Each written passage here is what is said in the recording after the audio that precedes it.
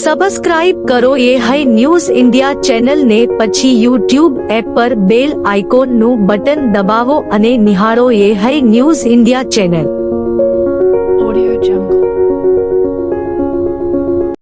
મુખ્યમંત્રી ભૂપેન્દ્રભાઈ પટેલ આજરોજ બનાસકાંઠાના સરહદી પૂરગ્રસ્ત વિસ્તારોની મુલાકાત લેવાના છે, ત્યારે રાજ્ય સરકાર દ્વારા સુઈગામ, બાબર, વાવ અને થરાદ તાલુકાના વરસાદને પગલે અસરગ્રસ્ત થયેલ વિસ્તારોને રાહત સામગ્રી સહિતની સહાયની પહોંચાડવામાં આવી રહી છે. રાજ્ય સરકાર દ્વારા અસરગ્રસ્ત વિસ્તાર માટે કુલ 18,000 રાશન કીટ મોકલવામાં આવી છે. આજરોજ બનાસકાંઠાના મુખ્ય મથક પાલનપુર ખાતેથી રાજ્ય સરકારના મંત્રી જગદીશભાઈ વિશ્વકર્માએ પૂરગ્રસ્ત વિસ્તારો માટેની રાશન કીટનું પ્રસ્થાન કરાવ્યું હતું. 15 કિલોની એક કીટ એમ કુલ 18,000 કીટ સરહદી તાલુકાના અસરગ્રસ્ત વિસ્તારોમાં લોકો માટે વિતરણ કરાશે. 15 કિલોની રાશન કીટમાં 5 કિલો ઘઉં, 3 કિલો બાજરી, 2 કિલો ચોખા અને 1 કિલો ખાંડ, 1 કિલો તુવેર દાળ, 1 કિલો ચણા, 1 કિલો મીઠું અને 1 લીટર તેલનો સમાવેશ થાય છે. કીટ પ્રસ્થાન વખતે મંત્રી જગદીશ વિશ્વકર્માએ જણાવ્યું હતું કે વરસાદી અસરગ્રસ્ત સરહદી તાલુકા વાવ, થરાદ અને સુઈગામ અને ભાભર ખાતે રાજ્ય સરકાર અને વહીવટી તંત્ર દ્વારા સતત મોનિટરિંગ કરીને તત્કાલ રાહત, બચાવ અને સહાય માટે કામગીરી કરી છે. 296 જેટલા ગામડાઓ અસરગ્રસ્ત થયા છે. કલેક્ટર સહિત તંત્ર અને એનડીઆરએફની ટીમ દ્વારા 238 લોકોનું રેસ્ક્યુ કરાયું છે. કુલ 6,867 વ્યક્તિઓનું સફળતાપૂર્વક સ્થળાંતર કરાયું છે. આ તમામ વિસ્તારોમાં તાત્કાલિક વીજ પુરવઠો પુનઃસ્થાપન કરાયો છે. 2 લાખથી વધુ ફૂડ પેકેટ વિતરણ કરાયા છે. 86 જેટલી વીજળીની ટીમ, 80 જેટલી વેટરનરી ડોક્ટર, 316 મેડિકલ ટીમ સહિત અલગ અલગ વિસ્તારની વિભાગીય ટીમ રાઉન્ડ ધ ક્લોક કામગીરી કરી રહી છે. ત્યારે મંત્રીએ જણાવ્યું હતું કે સરકારશ્રી સાથે સ્થાનિક ધારાસભ્યો, એનજીઓ, બનાસ ડેરી અને સેવાભાવી સંસ્થાઓ દ્વારા પણ અસરગ્રસ્ત વિસ્તારોમાં ફૂડ પેકેટ સહિતની મદદ કરી છે. 7 અને 8 સપ્ટેમ્બરના રોજ અતિ ભારે વરસાદ બનાસકાંઠા, પાટણ, કચ્છ જિલ્લામાં થયો છે. ગુજરાતના મુખ્યમંત્રી માનનીય ભૂપેન્દ્ર પટેલ દ્વારા તાત્કાલિક સેન્ટર પરથી જોયા બાદ દરેક કલેક્ટરને સૂચના આપવામાં આવી હતી. જ્યાં જ્યાં વધારે વરસાદ થયો છે, કલેક્ટર દ્વારા પણ લગભગ બનાસકાંઠાની અંદર લગભગ થરાદ, વાવ, ભાભર આ બધી જગ્યાએ 296 જેટલા ગામડાઓ ઇફેક્ટેડ થયા હતા. કલેક્ટરની ટીમ અને બધા દ્વારા એનડીઆરએફની ટીમ અને બધા જ લોકોએ રેસ્ક્યુ કરવાની કામગીરી કરી છે. સાથે સાથે લગભગ 228 વ્યક્તિઓને રેસ્ક્યુ કર્યા, 6,867 વ્યક્તિઓને સ્થળાંતર કર્યા છે.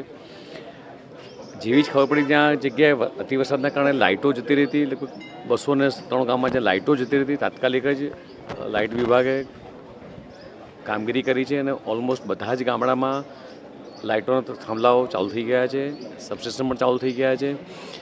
કલેક્ટર દ્વારા, એનજીઓ, સરકાર, બનાસકાંઠા બનાસ ડેરી દ્વારા પણ ફૂડ પેકેટોની વાત કરું તો બધા જગ્યાએ લગભગ 1.5 થી 2 લાખ ફૂડ પેકેટો આપવામાં આવ્યા છે. મેડિકલની ટીમ પણ પહોંચી ગઈ છે. સાથે સાથે એવું કહું કે ભાઈ 5 અધિક કલેક્ટર, 10 જેટલા મામલતદારો, 86 જેટલી વીજળીની ટીમ, 80 જેટલા વેટેનરી ડૉક્ટરની ટીમ બનાસ ડેરી અને કલેક્ટર દ્વારા 316 જેટલી મેડિકલની ટીમ પહોંચી ગઈ છે.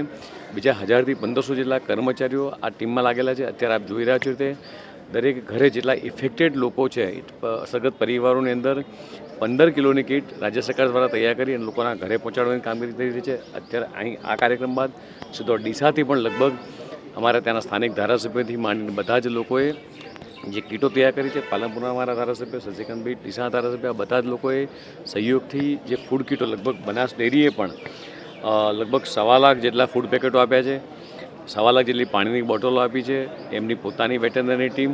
એટલે રાજ્ય સરકાર અને સાથે સાથે કલેક્ટરને પણ તે માનનીય મુખ્યમંત્રી સૂચના આપી છે.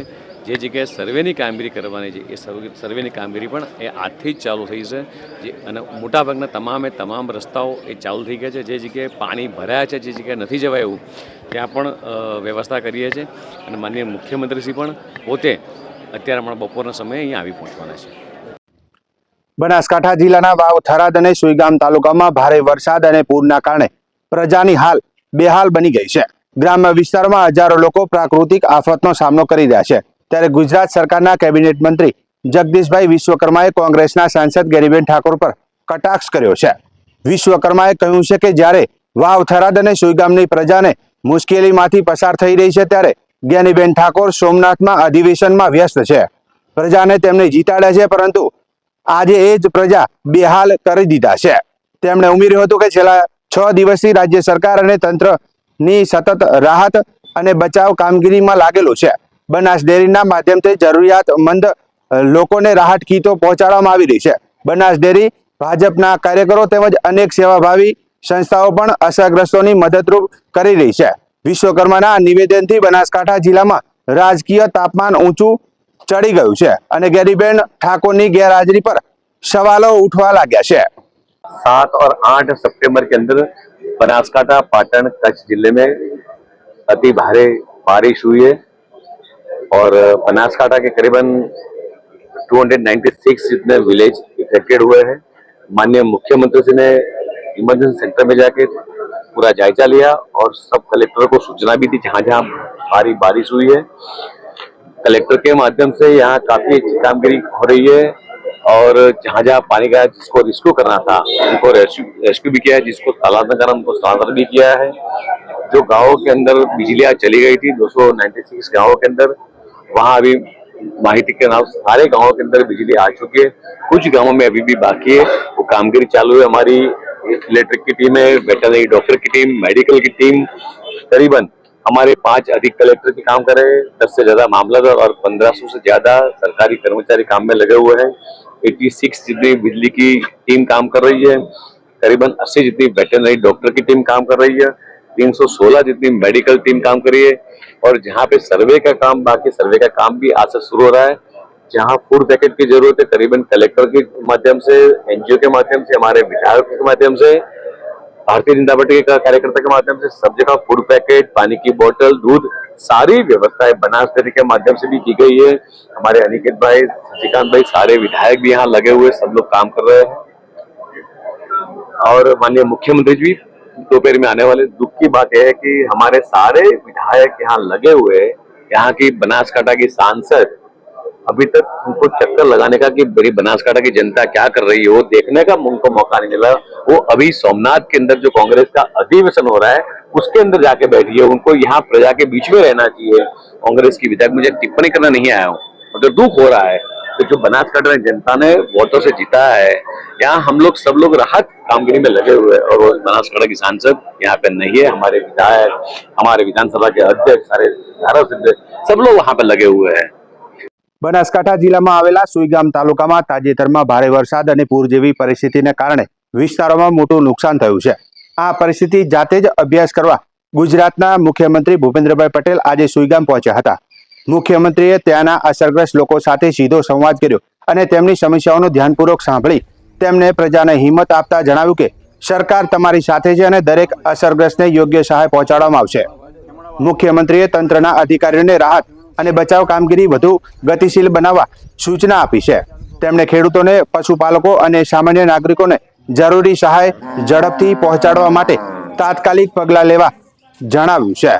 ભૂપેન્દ્રભાઈ પટેલની આ મુલાકાતથી સ્થાનિક લોકોમાં આશાનો સંચાર જોવા મળ્યો છે અને પ્રજાને સરકારના ત્વરિત પગલાંની પ્રશંસા વ્યક્ત કરી છે. રિપોર્ટર ધ્રુપલ જયસ્વાલ, બનાસકાંઠા. બનાસકાંઠા જિલ્લાના સુઈગામ પ્રાંત અધિકારી કચેરી ખાતે વિધાનસભાના અધ્યક્ષ શંકરભાઈ ચૌધરી, જિલ્લા પ્રભારી મંત્રી બળવંતસિંહ રાજપૂત, ધારાસભ્ય સ્વરૂપજી ઠાકોર, અનિકેત ઠાકર, પ્રવીણભાઈ માળી, પૂર્વ ધારાસભ્ય શશિકાંત પંડ્યા, પદાધિકારીઓ અને મુખ્યમંત્રીના અધિક મુખ્ય સચિવ એમ.કે. દાસ સહિત અધિકારીઓની ઉપસ્થિતિમાં સમીક્ષા બેઠક યોજાઈ હતી. આ બેઠકમાં તંત્ર દ્વારા હાથ ધરાયેલી બચાવ અને રાહત કામગીરીની સમીક્ષા કરવામાં આવી હતી અને મુખ્યમંત્રીએ જરૂરી માર્ગદર્શનો સૂચનો આપ્યા હતા. તેમણે જિલ્લા વહીવટીતંત્રની કામગીરીની પ્રશંસા કરી અને સ્થિતિ પૂર્ણવત થાય ત્યાં સુધી સંવેદનશીલતા તથા ત્વરિત કામગીરી ચાલુ રાખવાની પ્રેરણા આપી હતી. મુખ્યમંત્રીએ વરસાદી અસરગ્રસ્તોને કેશડોલની ચૂકવણી ગુરુવાર સાંજ સુધી શરૂ કરવા તેમજ ઘરવખરી સહાય માટે એસઓપી બનાવી તાત્કાલિક સહાય પહોંચાડવાનો આદેશ આપ્યો હતો. પશુધન મૃત્યુના કિસ્સામાં વેટનરી અધિકારીની ખાતરી બાદ સહાય ચૂકવવાની સૂચના આપી હતી. સરહદી વિસ્તારોમાં કનેક્ટિવિટી પૂર્વવત કરવા ભાર મૂકતા તેમણે લાંબા ગાળાના નિવારણ આયોજનની આવશ્યકતા પણ વ્યક્ત કરી હતી. આ પ્રસંગે બનાસકાંઠા જિલ્લા કલેક્ટર મિહિર પટેલ પ્રેઝન્ટેશન દ્વારા જણાવ્યું કે સુઈગામ, વાવ અને થરાદ અને ભાભર સહિત કુલ 3416 ચોરસ કિલોમીટર વિસ્તારના 296 ગામોને ભારે વરસાદની અસર પહોંચી છે તેમ જણાવ્યું હતું. બનાસકાંઠા જિલ્લાના સુઈગામ તાલુકાના અને થરાદ વિસ્તારમાં તાજેતરના ભારે વરસાદ અને પૂર જેવી પરિસ્થિતિને કારણે મોટા પ્રમાણમાં નુકસાન થયું છે. પરિસ્થિતિનો જાતે જ અભ્યાસ કરવા ગુજરાતના મુખ્યમંત્રી ભૂપેન્દ્ર પટેલ આજે સુઈગામ બાદ થરાદના નાગલા અને ખાનપુર ગામે પહોંચ્યા હતા. મુખ્યમંત્રીએ નાગલા ગામે સ્થાનિક લોકો સાથે મળ્યા અને દર વર્ષે પડતા વરસાદના કારણે સર્જાતી પાણી ભરાવાની સમસ્યા અંગે ચર્ચા કરી હતી.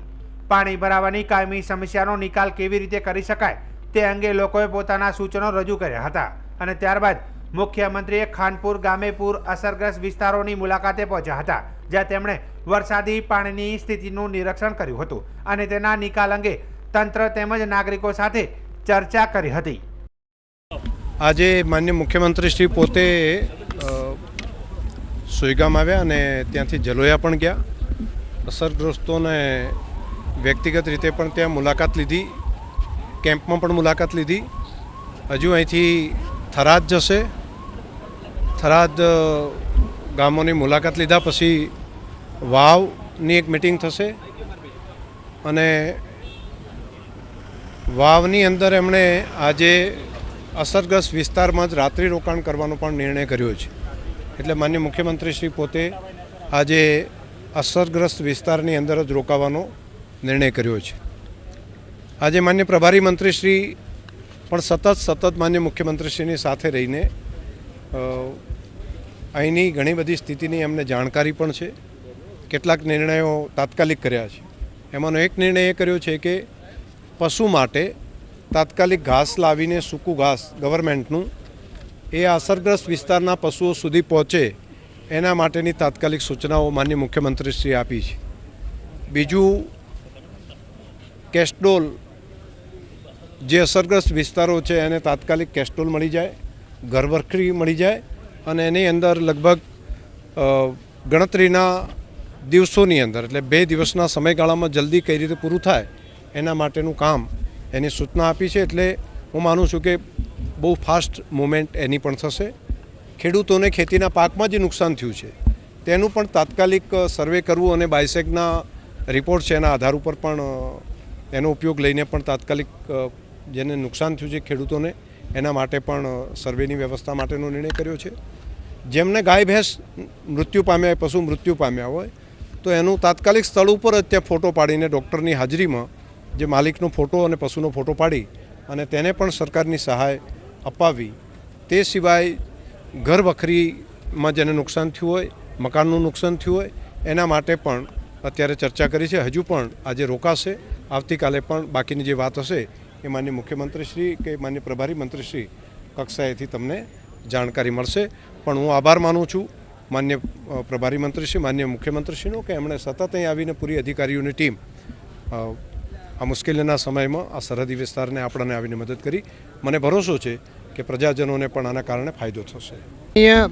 અધ્યક્ષશ્રી, અમારા અહીંના તમામ ધારાસભ્યશ્રીઓએ જે રજૂઆત કરી કે સાહેબ 12માં થયું, 15માં થયું, 17માં થયું અને અત્યારે 25માં થયું, આ પ્રકારના અવારનવાર આ વિસ્તારમાં પહેલાં વરસાદ નહોતો આવતો પણ અત્યારે અતિશય વરસાદ આવે છે.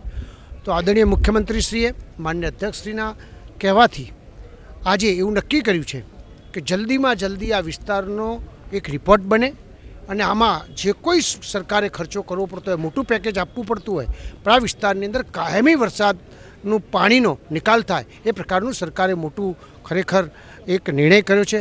અમે બધા ગુજરાતના મુખ્યમંત્રીશ્રીનો ખૂબ આભાર માનીએ છીએ.